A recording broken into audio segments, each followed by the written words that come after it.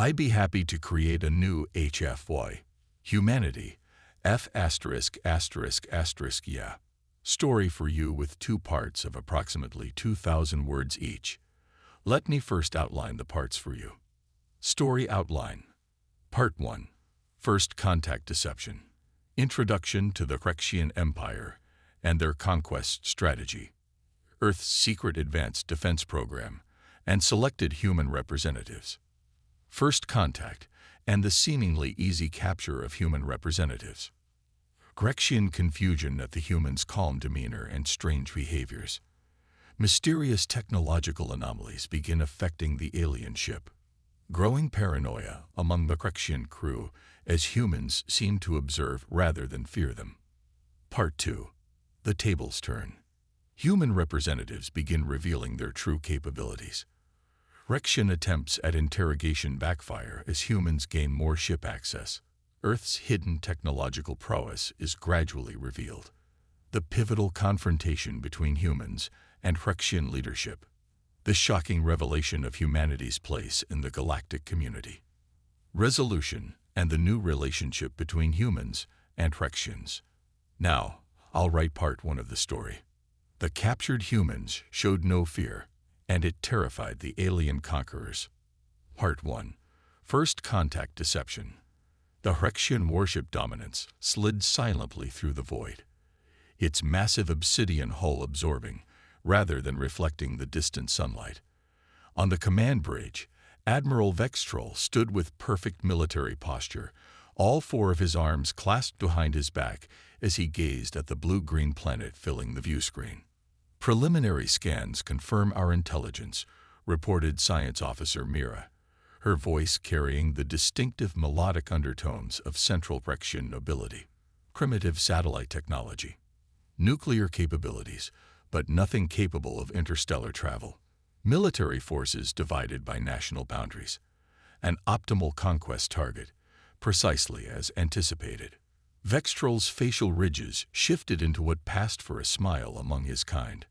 Earth would be the 23rd world added to the glorious Rexian Empire in his lifetime. The method was always the same: swift, efficient, and ruthlessly effective. First, capture representatives for study. Second, neutralize any meaningful resistance. Third, establish dominance and begin resource extraction. Begin the extraction protocol, Vextrol ordered. Target the isolated research facility in the Northern Hemisphere. Our intelligence suggests it houses their atmospheric scientists. They'll serve as adequate specimens. Deep in the Rocky Mountains, at the supposedly ordinary Hawthorne Research Station, 12 humans gathered in the central laboratory. The facility appeared unremarkable, a cluster of white buildings nestled between towering peaks, with standard weather monitoring equipment visible on the roof. Dr. Elena Reyes checked her instruments one final time. Upper atmospheric disturbances detected, she announced calmly. They're right on schedule. Director Marcus Chen nodded, his expression betraying nothing as he looked around the room at his carefully assembled team. Remember your training. Remember the mission parameters. And remember, everything depends on how we perform in the next few hours. No one spoke. No one showed fear. They had prepared for this moment for years. The first sign was a low-frequency vibration that made the coffee in Dr. Reyes' mug ripple. Then came the lights, harsh blue-white beams cutting through the ceiling, as if the solid structure were no more substantial than paper. The power failed immediately, emergency lights bathing everyone in soft amber. Stay calm, Director Chen reminded them unnecessarily. His team stood in formation, 12 specialists representing humanity's best minds in various fields: linguistics, engineering, biology, physics, psychology, and military strategy. The roof peeled away as if by an invisible hand. Above them hovered a craft unlike anything publicly known to exist on Earth, a dark metallic disk with pulsing lights around its circumference, easily 100 meters in diameter. Gravity seemed to reverse its polarity. One by one, the humans began rising toward the craft, caught in some form of tractor beam. As Dr. Rice ascended, she caught the eye of Lieutenant Jackson, their security specialist. They exchanged the briefest of nods. Everything was proceeding exactly as planned. Aboard the Rexian extraction vessel, Commander Zithril watched as the humans were deposited onto the receiving deck. His soldiers surrounded them immediately, plasma weapons at the ready. The commander had overseen dozens of these extractions. He expected screaming, panic, attempts to flee, the typical reactions of primitive species encountering advanced beings for the first time. Instead, the humans stood silently, observing their captors with what appeared to be scientific curiosity. Some even seemed to be taking mental notes of the ship's interior design. "Contain them," Zithril ordered, unsettled by their composure. The woman, Dr. Rice, merely smiled. Interesting question. The humans were separated and placed in individual containment cells, transparent cubes suspended in a larger chamber that allowed for complete observation. Junior Science Officer Tickfall was assigned to monitor their vital signs and behavior. Unlike specimens from previously conquered worlds, these humans didn't pace nervously or cry out for release. They didn't bang against the walls or collapse in despair. Instead, they seemed almost comfortable in their captivity. The one identified as Lieutenant Jackson sat cross-legged on the floor of his cell, eyes closed, breathing measured and deep. "What are you doing?" Tickval asked through the communication system. "Meditating," Jackson replied without opening his eyes. "You should try it sometime. Helps with stress." Tickful recorded unusual readings in the human's brain activity, patterns that seemed almost like signals. The young Krexian reported his findings to Science Officer Mira. "Impossible," she declared. "They have no technology on them. We scanned thoroughly before containment, yet similar patterns appeared across all 12 human subjects. Something wasn't right." Admiral Vextrol summoned Dr. Rice to the bridge for the first formal interrogation 3 Earth days after the capture.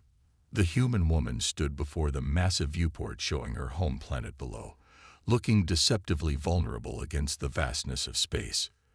"Your species is remarkably primitive," Vextrol stated, circling her slowly. "You've barely touched your neighboring planet. You fight among yourselves over resources and ideology. Your atmosphere is polluted with industrial waste. Why should we consider you anything but simple animals to be managed?" Dr. Rice studied the Admiral's face with unsettling intensity. "Perhaps that's exactly what we wanted you to think."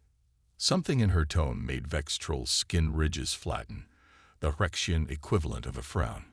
Before he could respond, a junior officer approached urgently.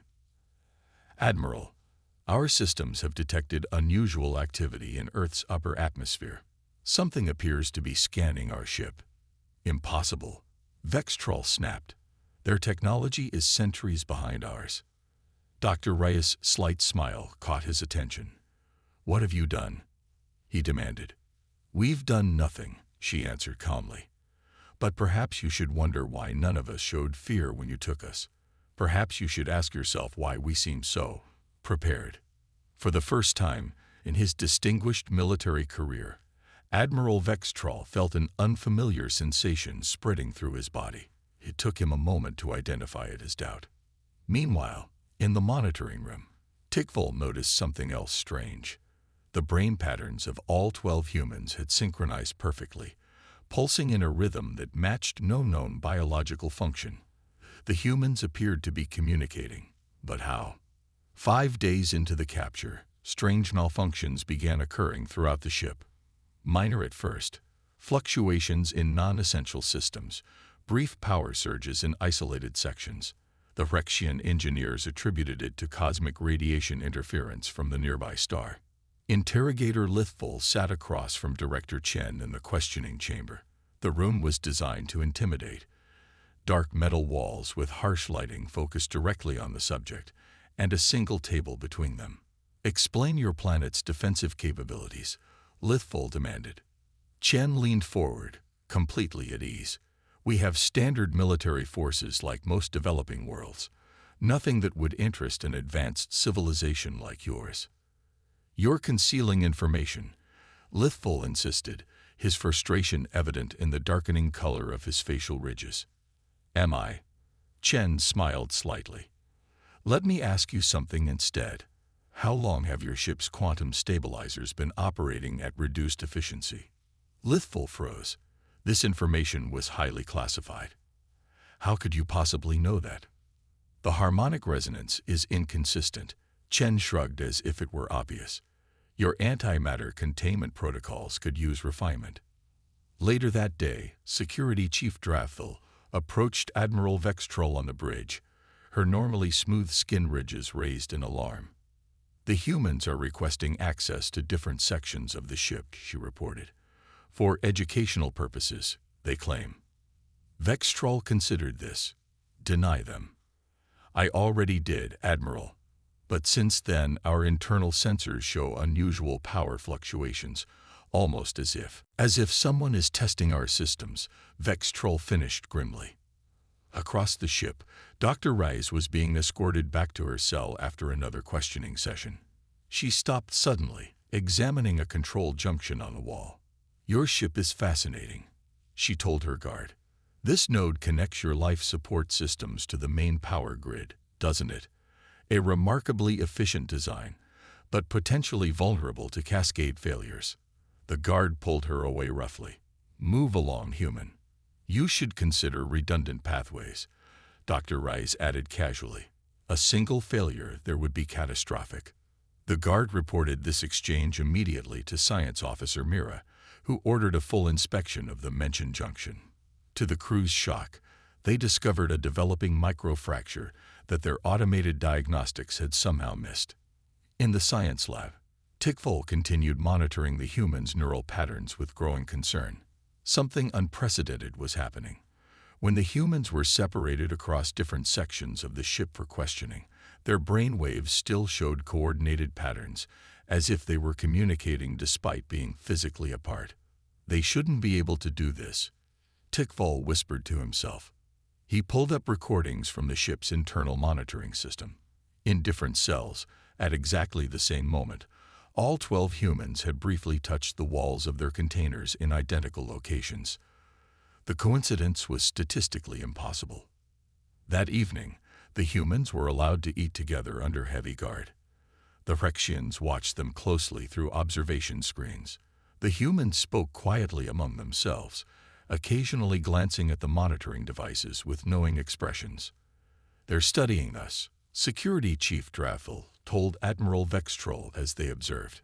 "The way they look at our technology, our physiology, it's as if they're collecting data." "They are primitive beings," Vextrol insisted, but his voice lacked conviction. The next day, Director Chen requested a meeting with Admiral Vextrol in the command center. He stood confidently before the alien leader, showing none of the deference expected from a representative of a conquered species. "My colleagues are growing restless," he stated simply. "We would like access to your ship's database." "Denied," Vextrol responded immediately. Chen tilted his head slightly. "That's unfortunate.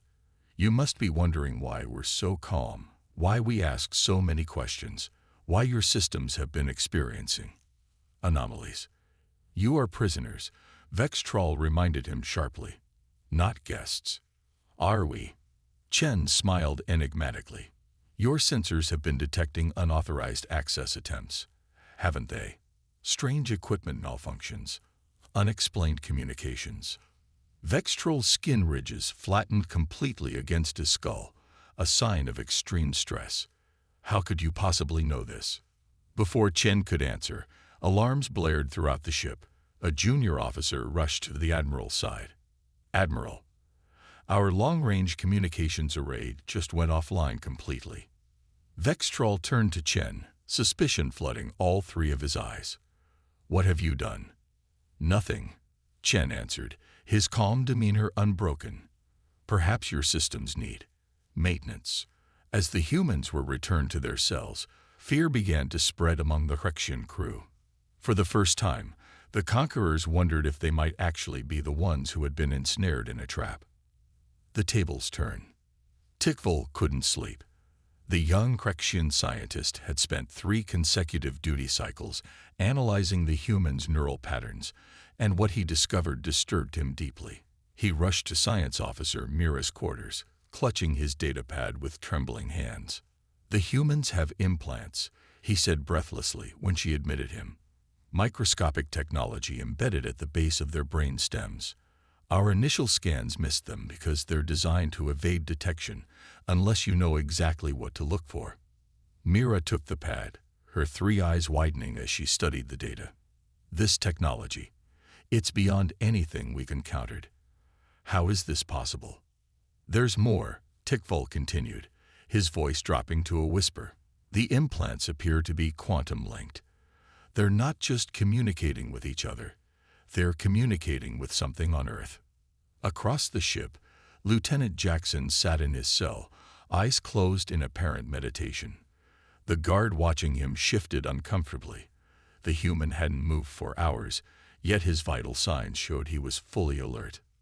Suddenly, Jackson opened his eyes and looked directly at the guard.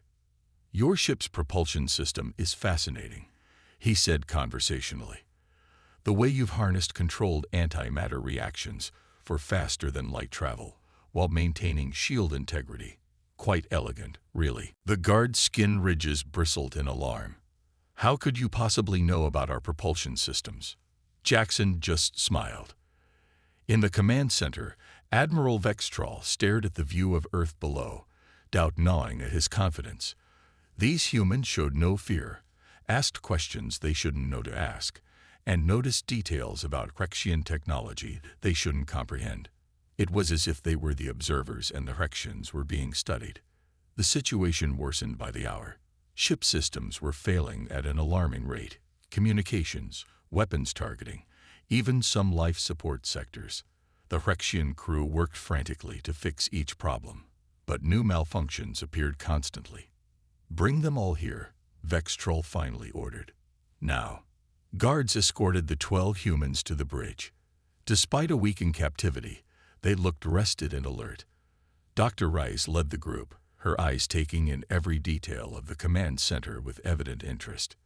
"Your ship is experiencing technical difficulties," she remarked calmly. "What have you done to my ship?" Vextrol demanded, slamming all 4 fists onto a control panel. "How are you sabotaging our systems without technology?" Director Chen stepped forward. "I think it's time we spoke honestly, Admiral. This charade has gone on long enough." The bridge fell silent. Even the working Krexian crew paused to listen. "You believe you discovered Earth," Chen continued, his voice steady and authoritative. "That you found a primitive species ripe for conquest. But the reality is much simpler. We've known about you for a very long time." Science Officer Mira moved closer, scientific curiosity overcoming caution. "Impossible. Your world shows no sign of advanced technology. Your satellites are basic. Your space exploration rudimentary." Dr. Rice smiled. "What better way to remain unnoticed? The greatest advantage in any conflict is to be underestimated. We detected the Krexian Empire's expansion 30 years ago," Lieutenant Jackson added. "We watched as you conquered the Protean system. We intercepted your communications. We studied your technology. We prepared." Vextrol's skin changed color with shock. "You expect me to believe humans possess such capabilities? You haven't even left your own solar system." "Not visibly," Dr. Rice corrected. "Your people see what they expect to see. A divided planet of primitive beings squabbling over resources." Chen gestured toward the viewport.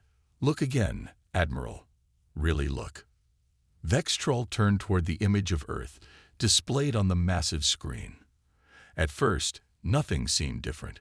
Then, like a veil lifting, the image changed. Surrounding the planet was an intricate network of satellites and defense platforms, previously invisible to Krexian sensors. Vessels moved in precise patterns around these installations, ships that clearly utilized technology at least equal to, if not superior to, the Krexians. "Impossible," Mira whispered. "Our scans detected none of this." "Because we didn't want you to," Dr. Rice explained. We've been manipulating your sensor data since you entered our solar system. The malfunctions on your ship, Jackson added, are not accidents.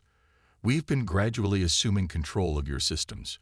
Your weapons were disabled 2 days ago. Your engines have been under our control since yesterday. Vextrol sank into his command chair, all 4 arms hanging limply at his sides. Why reveal yourselves now? Why not simply destroy us? Because that's not who we are, Chen said firmly. Humanity has no interest in conquest. We've observed 17 species fall to your empire. You take their resources, subjugate their people, and move on to the next target. That cycle ends here.